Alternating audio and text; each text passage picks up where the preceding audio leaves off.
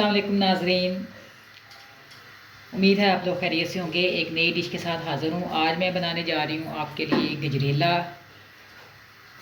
दूध के साथ गाजरें और राइस को जब हम मिलाते हैं, चावलों का जब हम इस्तेमाल करते हैं तो जब पकाते हैं वो उसको थिक कर दे तो गजरेला बन जाता है।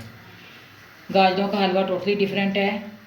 वो गाजरों को जब हम उसमें घी का इस्तेमाल करके उसको भून के बनाते हैं वो गाजरों का हलवा कहलाता है। तो आज मैं बनाने जा रही हूँ आपके लिए दूध के साथ राइस का इस्तेमाल करते हुए गाजरों का गजरेला।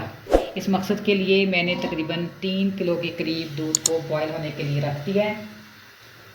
दूध हमारा बॉयल होने वाला है, अभी थोड़ा सा मेल्ट हुआ है, देखें। फ्रीज की ओर मैंने दूध को, यूँ ही दूध को आपने गर्म होने के लिए रखा, उसके बाद आप इसके अंदर राइस डालेंगी। इस मकसद के लिए मैंने हाफ़ कप चावलों को, ये टोटा चावल हैं, आप इसमें फुल भी कर सकते हैं, मैंने इसमें टोटा चावल इस्तेमाल किया है। हाफ़ कप चावलों को मैंने तकरीबन 15-20 मिनट पहले भिगो के रख दिया था। अब मैं ये चावल जो है इसके अंदर दूध के अंदर डाल दूँगी। दूध को साथ साथ बॉयल आता रहेगा और चावल हमारे इसके अंदर पकते रहेंगे। बस ख्याल आपने इस चीज़ का रखना है कि आपने बार बार इसको हिलाते रहना है ताकि नीचे दूध लगना शुरू ना हो। उसके साथ ही मैं इसके अंदर 2 अदद छोटी इलायची डालने तो मुझे ज़्यादा चाहिए थे, लेकिन हम ज़्यादा इस्तेमाल नहीं करते, बच्चे पसंद नहीं करते। 2 अदद छोटी इलायची को मैंने, या आप दादड़ कर लें या इसके बीज निकाल के बीज इस्तेमाल करने, लेकिन मैं इसके साथ छिलके भी डालूँगी क्योंकि मुझे इनका टेस्ट पसंद है।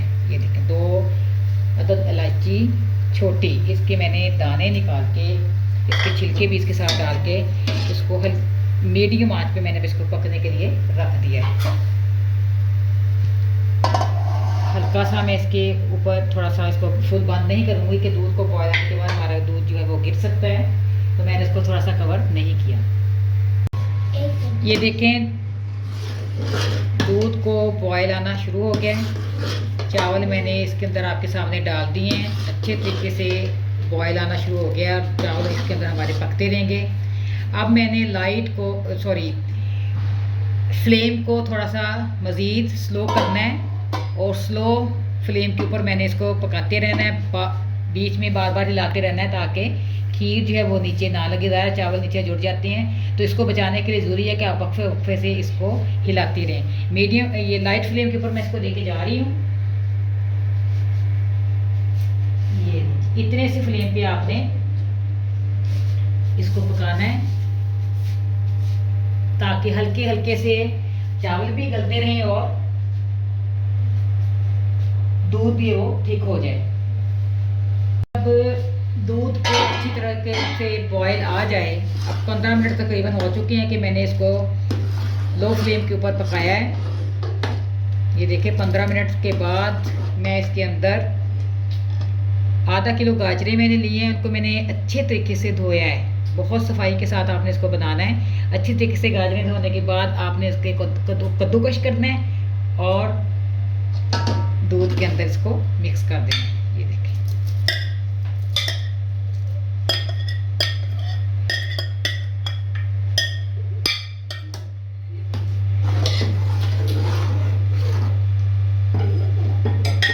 इसको कवर करें, लेकिन फुल कवर नहीं करना।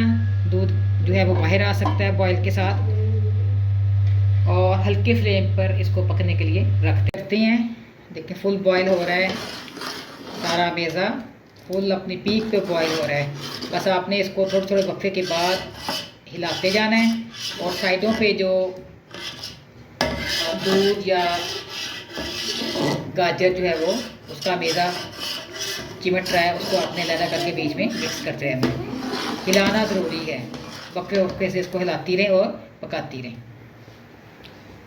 चेक करते हैं खीर को, आपके सामने ये देखें गाढ़ा भी हो रहा है और साथ साथ गाजरें और जो मैंने इसके अंदर चावल डाले हैं वो भी देखें गलते हुए, ये एक यकजा सा मटीरियल तैयार हो रहा है। ठीक भी हो रही है खीर, और गाजरें और चावल मिक्स होके इसको मज़ीद गाढ़ा बना रहे हैं। अभी हमने इसको बहुत ही मीडियम फ्लेम पे पकाना है। जितना अच्छा हम इसको लाइट फ्लेम पे पकाएंगे उतनी ज़्यादा मज़ेदार और घोट के, जैसे नहीं घोट के हम हलीम बनाते हैं, बिल्कुल इसी तरह उसका राज यही है कि आप इसको लाइट फ्लेम पे बनाएं। अगर आप फुल फ्लेम पे बनाएंगे बन तब भी जाएगी, लेकिन वो मज़ा, वो जायका जो गजरेले का होना चाहिए वो नहीं हो सकता। ओके जी, चेक करते हैं। ये देखें मज़ीद गाढ़ी हुई है खीर हमारी। इसको मैंने मुसलसल हिलाया है, बहुत लो फ्लेम पे मैं इसको पका रही हूँ। और लो फ्लेम पर पकाने की क्या वजह मैंने आपको बताया है कि गाढ़ी भी हो रही है, यकजान भी हो रही है हलीम की तरह, और नीचे भी ना लगे। इसको आपने मुसलसल हिलाना भी है और हल्की आंच पे पकाना भी है। अब इस कंसिस्टेंसी पे खीर पहुँच चुकी है कि मैं इसके अंदर मीठे का इस्तेमाल करूँ। अब मैं इसके अंदर मिलाने जा रही हूँ, अगर आप चाहें तो चीनी मिला सकती हैं, चाहें तो आप इसके अंदर शक्कर का इस्तेमाल कर सकती हैं। आजकल शुगर है, चाहें तो आप इसके अंदर 2 ड्रॉप्स भी डाल के शुगर पेशेंट के लिए अलहदा से बना सकती हैं। याद रखें कि जब हम कोई चीज़ पकाते हैं खीर वगैरह, तो जो ही वो गाढ़ी होती जाती है तो अमेज़ा साथ नीचे लगना शुरू हो जाता है, चाहे वो राइस है, चाहे वो गाजरें हैं, चाहे वो खीर है, चाहे वो हलीम है, चाहे वो कोई दाल है। तो उसको हमने मुसलसल हिलाना होता है ताकि नीचे लग के जल ना जाए, और उसमें वो आपका देखें कि वो जो खुशबू है वो भी ख़राब हो जाएगी, खीर की जलने की खुशबू उसमें से आएगी। तो इसलिए हमें इसको मुसलसल हिलाना है और लो फ्लेम पे पकाना है। अब मैं इसके अंदर आज मैं शक्कर का इस्तेमाल करूँगी कि मुझे चीनी वैसे ही नहीं पसंद, तो शक्कर से इसका जायका ज़्यादा मज़ा। कभी दूध में शक्कर डाल के देखें, बहुत मज़ा आता है। तो इसमें अंदर मैं तकरीबन 2 चम्मच जो हांडी वाले हैं वो इसके अंदर डालने जा रही हूँ, और इसको मिक्सअप करूँगी ताकि शक्कर जो अपनी पानी छोड़ती है वो भी अच्छे तरीके से खुश्क हो जाए। ओके जी, शक्कर डाल चुकी है, मिक्सअप हो चुकी है, पानी उसका तकरीबन खुश्क हो चुका है। अब मैं इसको चखती हूँ। मैंने तकरीबन 2 चम्मच जो ये वाला मैं इस्तेमाल कर रही हूँ, ये चम्मच 2 भर के मैंने शक्कर के डाले थे। मैं चेक करती हूँ। जो हल्का मीठा खाने वाले हैं उनके लिए ये परफेक्ट है, लेकिन अगर आप चाहें तो इसमें थोड़ी सी और ऐड कर सकते हैं। मैं इसमें थोड़ी सी ऐड करूँगी क्योंकि बच्चों ने खानी है, तो तकरीबन हाफ से भी कम इसके अंदर मैंने और शक्कर डाली, उसको मैं मिक्स करूँगी।